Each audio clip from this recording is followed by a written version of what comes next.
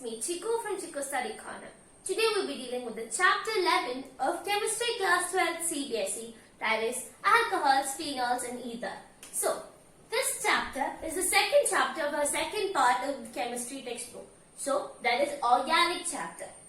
In this chapter we deal with alcohols, phenols and ethers, which are organic compounds. So, what is organic chemistry? It's obviously a branch of chemistry that deals with organic compounds. So what is organic compounds? Organic compounds are compounds containing hydrogen and carbon only. So that is called as what? Hydrocarbons. You represent hydrocarbons as HC. That is hydrogen connected to a carbon, bonded to a carbon. That is hydrocarbons. So we learned about alkanes, alkenes, alkynes, etc. in our lower classes. And we learned about what all else? We learned about haloalkenes and haloarenes. In the same way, what did we learn when we were learning haloalkenes and haloarenes? We said they were a derivative of the hydrocarbons. So in the same way, this is also derivatives of hydrocarbon.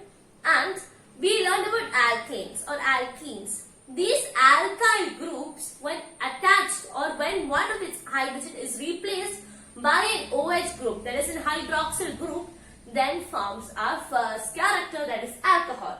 So let's see what's alcohol. So alcohol has a origin or a root word from an Arabic term. Okay, so alcohol has a root word that is from Arabic terms, that is alcohol. Okay. And this alcohol, as told, what is that? That is a derivative of hydrocarbon in which one of its hydrogen is replaced with an hydroxyl group. So the hydroxyl group is OH. And we represent an alkyl group by the letter R. So, you know that I told you alkyl group, what one of its hydrogen is removed and OH is added. Then how will you write the expression, or how will you express an alcohol? That is ROH. Okay, this is how you represent an alcohol. So let's see some examples for simple alcohols that we learned. So R is our alkyl group as told. So let's take an alkyl. Which one? An alkyl with two carbons, that is called as ethanol. So let's write the structure of ethanol. So we drew two carbons, then what? One OH, because that is our alcohol. That makes the alkyl group an alcohol. Now fill its valencies. H, H, H. Yes. So this is an ethanol. I hope this is clear. This is the first example. And if you want to make more examples, it's easy. Write an alkyl group and remove one of the H from any of the carbons and replace it by an OH group. Okay, so that is the first example. So next we have to learn about classification. Classification of alcohols. So we have learned classifications for many things. First let's see the class. There are three classifications under this first. Three ways how you classify things. So even in our life or in chemistry, both of them, the partner we are attached to or the groups or the circumstances we are attached to is very important. In the same way, we have to see for our chemical reactions too. So over here, we are going to talk about a character called as carbonyl-carbon. So what is that? Let's take a compound first. CH3, CH2, CH, CH3, OH. If this is our compound, the carbon that is attached to our hydroxy group, that is our OH, the carbon attached to our OH is called as carbonyl-carbon. What is that? Carbonyl-carbon. So, the attachment of this carbonyl-carbon to various other carbons would define the first classification. That is division of them into primary, secondary and tertiary alcohols. So let's see what is primary alcohol. So to talk about this carbonyl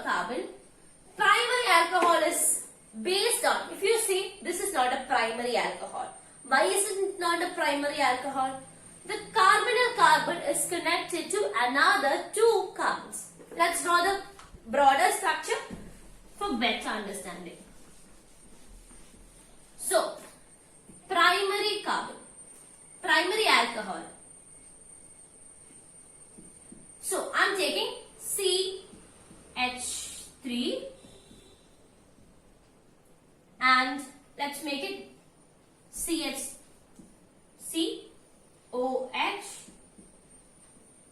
and if this is our equation. Which is our carbonyl carbon in this? In this case, our carbonyl carbon is this C because OH is connected to this carbon. Actually, the definition for a carbonyl carbon is a carbon that has direct attachment to the functional group. Okay, for us it's OH group. So, this is our carbonyl carbon. This carbonyl carbon is only connected to another one carbon. Can you see? This is, okay. A carbon is a tetravalent compound and it can accept 4 electrons from the vicinity. It is accepted one from here, one from here, one from here and one from here. So, this carbon is attached to how many more carbons? Only one, no? All the other branches have hydrogen or hydroxy groups. Am I right? So, there is only one more connection and therefore that is called as primary alcohol. Okay? Isn't that simple? So, now let's see secondary alcohol. Primary alcohol is only one, the carbonyl carbon is only related to or connected to one, then what would be secondary carbon? That is, the carbonyl carbon is connected to 2 other carbon atoms. So, let's see the secondary. Secondary alcohol. So, let's write CH3, CH2, CH3. This is our alkyl group. And if you want to add a hydroxyl group, what would you do?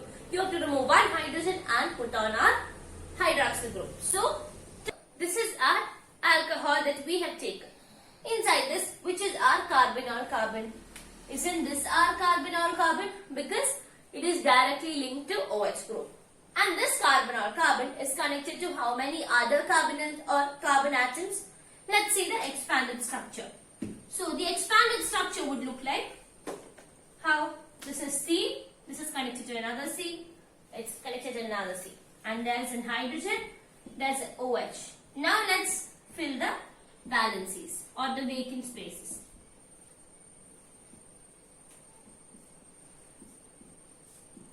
So, now can you understand that this is this is connected to another 2 carbon atoms?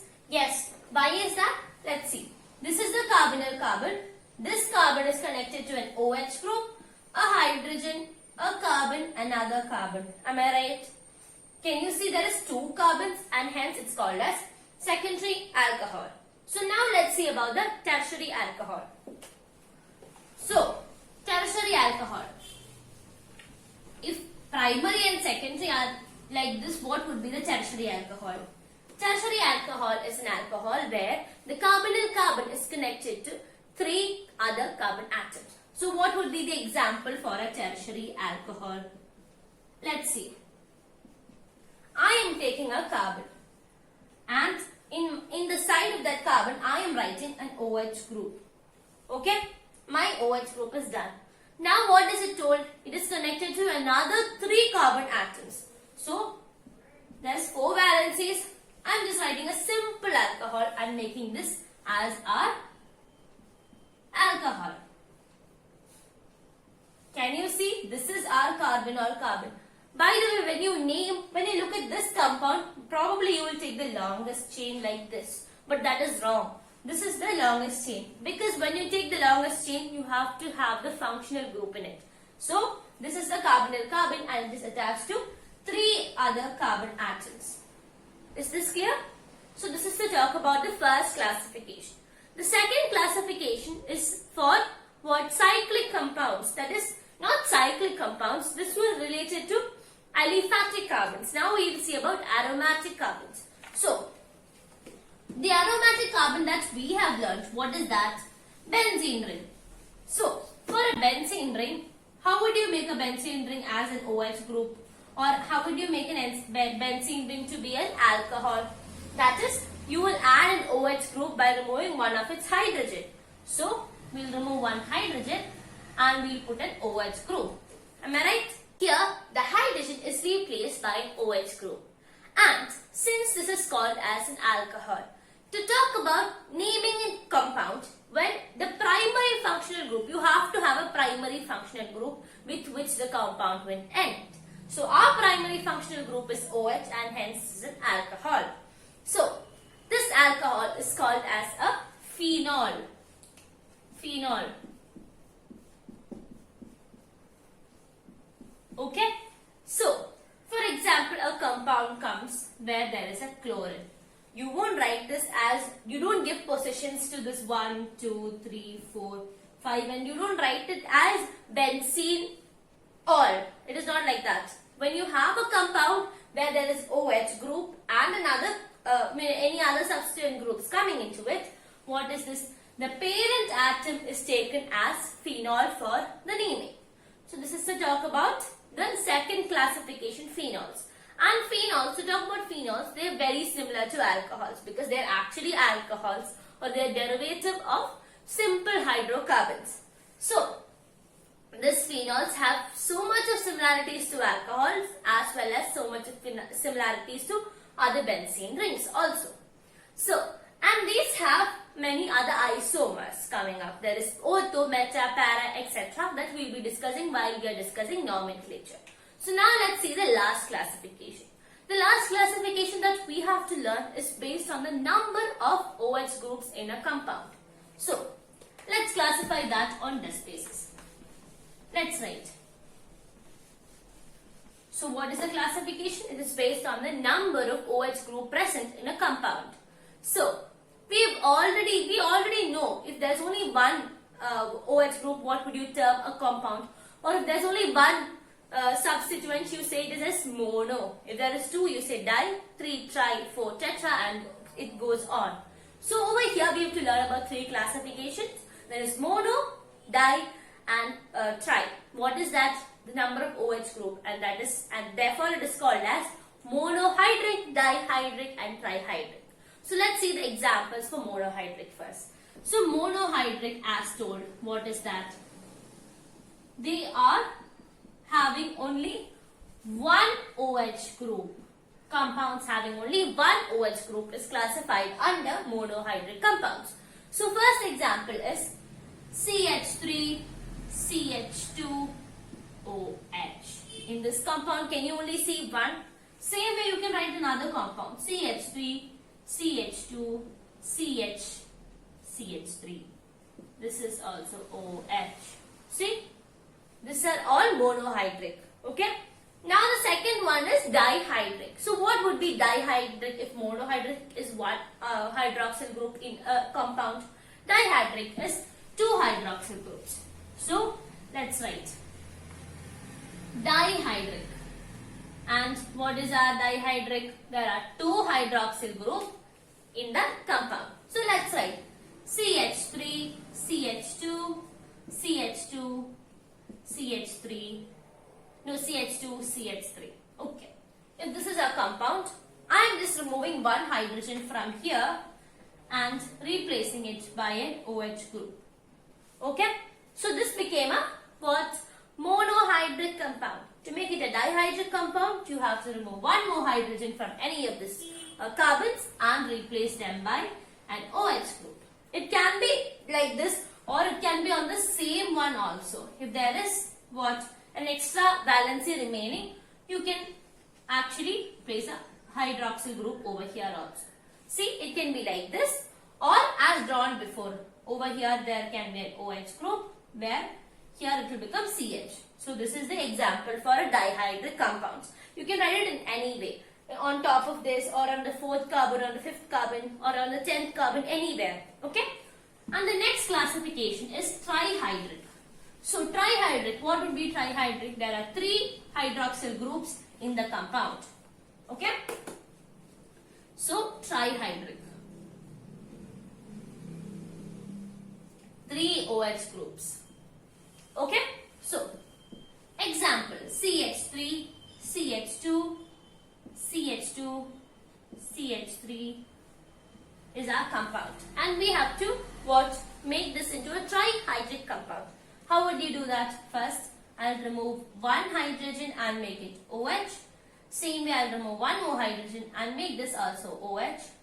And let's take this to be removed. This hydrogen is also removed and this is made into OH. Can you see there is 3 OH hydroxyl groups in this compound alone, and therefore this is called as trihydric compounds. So, I hope this is all to learn about classification, and I hope you might have understood the classification. Let's move on to the next one, that is nomenclatures. So, nomenclature. What do you mean by the term nomenclature? The term nomenclature means naming. Naming a compound is very important, and each compound should have different names to be called. To avoid confusion, we have 2 rules for naming. Okay? The first one is given by the IUPAC nomenclature, and the second one is common names. So first we'll discuss about IUPAC nomenclature. So let us see. Here we're discussing about nomenclature. As told, there is 2 types that we have to learn. IUPAC nomenclature and the common names of the compounds. So, we are learning about IUPAC first, and then we'll move on to common names. So, the first rule that comes under IUPAC is that when you select a carbon or when you select a compound for naming, the longest possible chain should be taken. And the longest possible chain, not just the longest possible chain, the longest possible chain containing the functional group should be taken. Okay? So, over here our functional group is OH, and therefore our primary functional group is being included, should be included. And then what you have to do is, you have to give the numbering. And the numbering should be according to the priority order. That is, according to the priority order, the functional groups or the substituents should be given the lowest possible number. Okay? So let's see, let's first make these 2 rules correct, and then we'll move on to rest while doing the problems. So, let's take CH3, CH2, CH2, let's make this CH2, CH3, and here we have OH, and here we have CH2, CH3. This is our equation, or this is a compound. Which would be the longest chain? Let's count this, how many carbon atoms first. So 1, 2, 3, 4. This is 4 over here. 1, 2, 3, 4, 5. 1, 2, 3, 4, 5. Okay. Let's give this another one more, CH2, CH3. We have 6 over here. So one should have, let's arrange, or let's know how you will name this compound. So, how you name this compound? Over here you can see, this is the longest chain actually. The longest chain, I'm not telling the longest chain that you take for nomenclature. This is the longest possible chain. But in this chain, can you see any functional group that we want? No. There is no functional group nor substituents. So we have to take the longest chain containing the substituent groups, and hence what is the right answer? This is the longest possible chain. Okay? So, now let's start numbering. To start numbering, I told you our primary functional group or the functional group according to the priority order should be given the least possible number. So if I start numbering from this side, 1, 2, 3, 4 and 5. It is on the 5th carbon, that is OH is attached. Can I give it another number if I start from the opposite side? Yes. Over here if I start, this is 1, this is 2, this is 3, this is 4, this is 5. And can I give CH3 the lowest possible number? Yes. And hence we will start numbering from the left hand side. That is from this carbon we will start numbering. And now let's name this compound. So while naming this compound, what happens is you shouldn't forget what is this.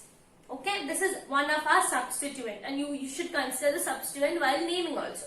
So let's name this compound. Let's write this compound neatly and then we'll name this H3. Okay, this is our compound, and I told you this is the longest possible chain. We have numbered this as 1, 2, 3, 4 and 5. Let's start naming. So, first let's see the substituents. Let's first find out the substituents and then we'll write the equation. So for the substituent, what is the substituent over here? How many carbon atoms are there? 1, 2 and 3. There are 3 carbon atoms. And what would you call? It is methane, ethane and propane. So this is propyl. Okay? Because it's an alkyl group. It is not complete. It's an alkyl group. So let's write. Over here, at what position is this methyl coming? There is no other substituent. There is only a primary functional group. No other substituent or locants are coming. So what will we write? We'll just start naming this. So over here, this is the third position that our propyl group is coming. So we'll write 3-propyl. And then let's see how many carbon atoms do we have for our alcohol. How many carbons? 1, 2, 3, 4 and 5. Am I right? There are 5 carbons. So what do you call a compound with 5 carbons? It is pentane. So this is 3-propyl pentane. And you wrote pentane. Now we have OH. No? OH. It is in the position number 1. So it is okay. No, if you want, you can mention it as 1 all, or you can simply write it as OL. So I'm just writing it for better understanding is 1 all. Is this correct? No, there's a mistake. What is that? When it is written like this, it is not pentane 1 all, it is pentane 1 all. How will you know whether you require E or not? For example, if our question was, if there is one more OH over here, okay, if I replace one hydrogen and place a OH over here, then we have 2 OH. And this is the lowest possible number I can give for the compound also. So what will you write? This would become 1,4 diol. Okay, because there is 2 hydroxyl groups, it will become 1,4 diol. When it is diol, there should be an E. Why was that? When there was only all, there was no E, and when there is diol, there is an E for the last compound. That is because when a vowel, that is OL is a vowel, O is a vowel, and hence what happens? 2 vowels won't come together, and we'll remove the E if that was just all. When it is diol, D is not a vowel, so let E remain there. So if it is like this, it will become 3-propyl pentane 1,4-diol. Or if it was the same question as before, what would be our equation or what would be the answer? That is 3-propyl pentane 1-ol. Okay, this is the first rule for nomenclature. So now let's see the second example. So over here, the second compound is something that looks like this. Okay, how will you name this compound? Before writing this, let's see how many carbon atoms is there. If there is no OH group mentioned, and if this is a free end, you will consider CH3 to be there. Okay, you can write like this, or if you don't write, if there is nothing in the question paper, the question is like this. Okay, the question is like this. There is CH3 in the end. Even if it is like this also, this end would have a CH3 if not mentioned anything. If there is an OH mentioned, this is the OH. If there is nothing mentioned, it's a free end, then what happens? If it's a free end, it is considered to be CH3 over there. Okay? So let's get back to our question. So for us, we have an OH over here and OH over here. So, how many carbon atoms are there in this compound? Let's see. There is 1, 2, 3 and 4. There are 4 carbon atoms and hence the parent is a butane. Okay? And let's see. This let's number this. Okay? So from which end would you start numbering? You can start from any end because the lowest possible number that you can give for this OH is 1 and 5. Like 1 and 4. Yeah? 1,4 is the lowest possible or the possible numbers that you can give. Over here also it is 1,4. So anyway, both of them would only get this. So let's do any sides. And I've numbered it from this side. 1, 2, 3, 4. And by the way, when you number, most of them number from this compound onwards. 1, 2, 3, 4, 5, 6. But that is wrong. You just number the carbon atoms alone. This is not considered. When you did the straight chain, we didn't number OH groups. We just numbered what? Our carbon atoms. So, let's name this compound. What is this? As told, the parent atom is what? Butane. And is there any other, any other substituent atoms or substituent compounds coming? No. This is just an atom or this is just a compound with two OH groups. So let's name this. I told you parent is butane. So let's write butane. Okay. And we have OH in which all positions? 1 and 4. So butane hyphen 1 comma 4. How many OH is there? Di. There is 2. So that's diol. And remove the E. So butane 1,4-diol. Why do you remove the E? Sorry, you don't have to remove the E because it's diol. E is required. So it is butane 1,4-diol. Let's see the next example. Next, let's discuss about a cyclic compound. So, I'm taking a cyclic compound. This is my cyclic compound and I'm naming this an OH and this as a CH3. So, what is this? What is this? How many carbons are there in this cyclic compound? Let's count. 1, 2, 3, 4 and 5. So, the parent is taken with 5. So, this 5 atom or 5 carbon atom parent is called as what? Pentane. So, we'll write it as pentane. And now, should we start numbering this? Which would be given the number 1? OH or CH3? Obviously, it would be OH because that is our primary functional group and it is according to the priority order that we number. So, this is 1, 2, 3, 4, 5. So, how will you name this compound? This group, methyl group, is in the second position. So, we will write it as what? 2-methane. 2-methane. Then what is this? What is this shape? This is a cyclohexane. So you will write cyclohexane. Okay? And then this is OL. So I am writing 1 OL. Should we have E or not? We don't require E and therefore you can write it as hexanol. Okay? So the name of this compound is 2-methyl cyclohexanol. Okay? So now let's see one with a benzene ring. So that would be an example that you can name. So this is a benzene ring. And in the benzene ring we have an OH group. We have a CH3 group. I'm going to number this. This is 1, 2, 3, 4, 5, 6. Is my numbering correct? Should I go this way? 1, 2, 3, 4, 5? No, because lowest possible number should be given to both of them. So anyway, 1 can only be given to the primary functional group and this can be either 3 or 5. So 3 is lower and we gave this numbering. So what would be the naming of this compound?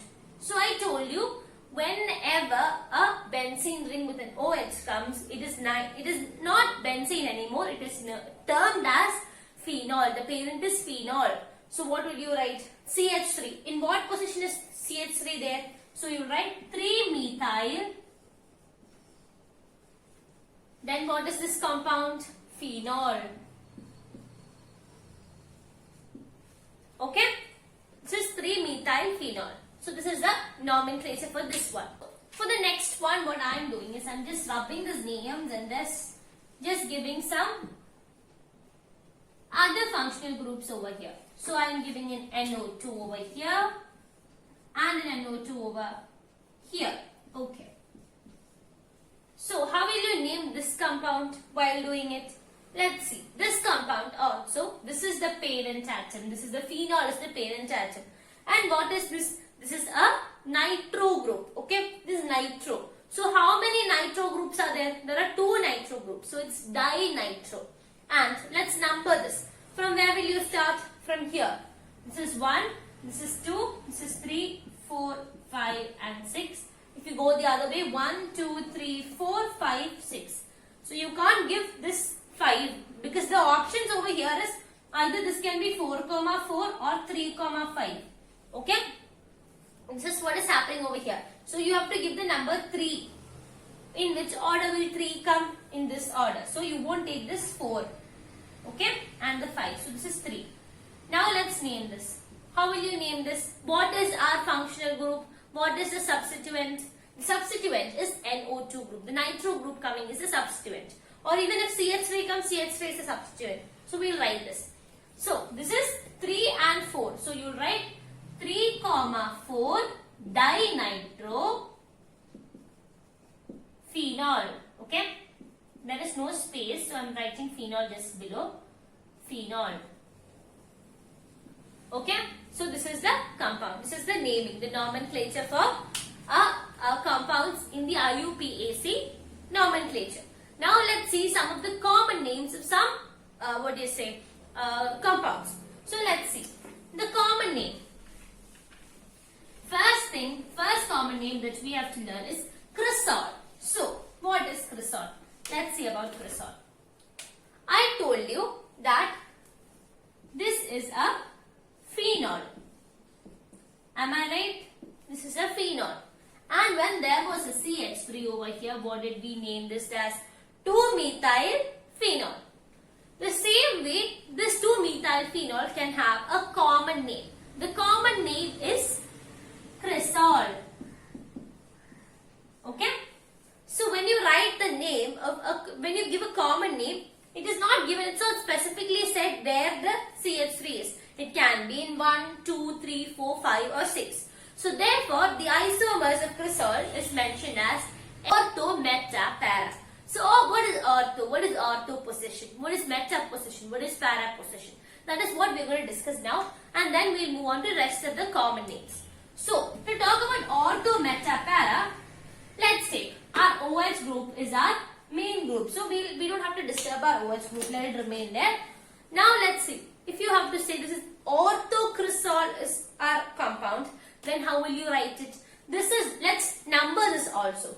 1, 2, 3, 4, 5, 6. Okay? The same way, if you want me to number the other way around, I'll number it in the side. Okay? This is OH and this is 1, 2, 3, 4, 5, 6. Okay. Now, let's see. If I have to make it orthocresol, what should happen? That is, it should come in the adjacent position. It can either be over here. So let's take maybe a Cl over here. So can you see a Cl, a chlorine group? What is this chlorine group? That is adjacent in which position? Second position. Or to make an ortho, it can be over here also. In the 6th position, it can be a Cl or any compound. If this is Cl also, this is that in the second position just next to it? If you number this way around, is this too? Yes. So this position is called as ortho. So the very closely adjacent position to our parent or to our principal functional group, if it is placed next to it, then it is called as ortho position. And next is meta. So to talk about meta position, let's say if this is OH, I skip 2 and I keep 1 on 3. Okay, so let's make this as a CH3. If this is a CH3 over here, then this is the meta position compared to our number 1. Okay, so you will mention this as meta position. For example, when you name this would be what? M-cresol. Okay, this is M-cresol, meta-cresol. And then the next one, okay, this can be over here also. If it is numbering is going like this, it can be over here also. Am I right? CH3. The same way, both of them are meta. Okay, meta is what? The next position. It's alternate positions. If it is coming, that is known as meta. Okay. Then, what is para? For para, let's write para also. So, this is our OH groups. For para means, let's think, it's opposite to each other. Okay? It's right opposite because when you count, see, 1, 2, 3, 4. If it is in the 4th position, what happens? This is, if there is a CH3 over here, this is called as the para position. What position? Para position. So, let's see, if you count from this side also, won't this be 4? 1, 2, 3, 4. Is this 4? 1, 2, 3, 4. Isn't it 4? Any side if you count, it is 4. That means that is right opposite. Okay? It's right opposite. And therefore what happens? Therefore this is called as the para position. Okay? I hope this is clear to you. And this is to talk about the positioning. And therefore our cresol has 3 isomers. Because in the cresol we didn't mention the position of methyl group. Did we? Cresol is in this structure. OH and CH3.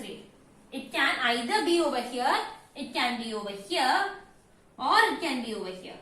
Am I right? Either of these positions. If this comes over here, okay, it can be anywhere. If this comes over here, I told you, you will number it according to the priority order, that all the functional groups inside or outside the compound would have what? It would have the least number possible. So if you keep it the other way, if this CH3 was not over here, instead if this was over here, how would you number this? The numbering would go like 1, 2, 3. Instead of this CH3 being over here, if it is over here, how would the numbering go? 1, 2, 3. Because if you go like this would have a greater number. So I hope this is clear.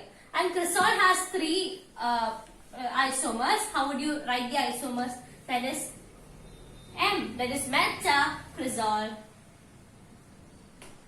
Or you can write orthocresol or paracresol. Okay, these are the examples for the very first common name that we have to learn, and these are its isomers. Now we are discussing some examples of aliphatic alcohols. So let's see. First one is methyl alcohol. We know the structures of all of this. We'll just draw that also, because you will get the relation between the common name and the IUPAC name. So let's see. The methyl alcohol. What is methyl? That has only one carbon. So we'll write CH3 and OH. This is methyl alcohol. That is methanol. Did we learn about methanol? Methanol is methyl alcohol. Next one is isopropyl alcohol. So let's see. Propyl, there is 3. CH3, CH2, CH3. So where will be the position of our OH group? That would be over here. That is our what? This is propan-2-ol. Propan-2-ol is isopropyl alcohol. And the third one is tertiary butyl alcohol. We'll draw the structure of tertiary butyl alcohol.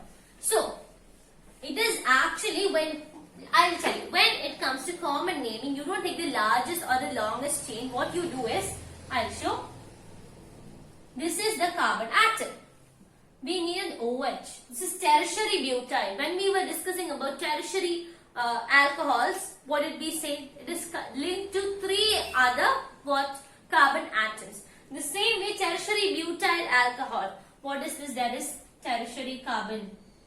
So this is CH3. This is CH3. So tertiary butyl. That is, there are 3 of them. Okay, attached to 1 carbon. Tertiary butyl. So what is the IUPAC name of this compound? Let's take, when you are learning about the IUPAC name, you take the longest chain containing OH group. So the longest chain is like this. Am I right? CH3, CH3. So, what is 3 carbon atom containing alkyl group called as? It is propanol. Okay? So, this is with OH. So, how will you write? 2-methyl propan-2-ol is the IUPAC name of tertiary butyl alcohol. Now, let's see some other 2 examples. The next 2 examples are about diols. So, let's try the example. The first one, let's take it with a simple alcohol, that is CH3, CH3. Okay? And I'm just removing 1 hydrogen and 1 hydrogen and putting OH over there in its position. So, in the IUPAC name, what would you call this as? This is ethane 1,2-diol. Am I right? Same way for our common name, what would you write? That is ethylene glycol. Okay? And if this was a propanol, or if it was a propane coming, let's write, this is CH3 and this is our group. If it is like this would become propylene glycol. Okay?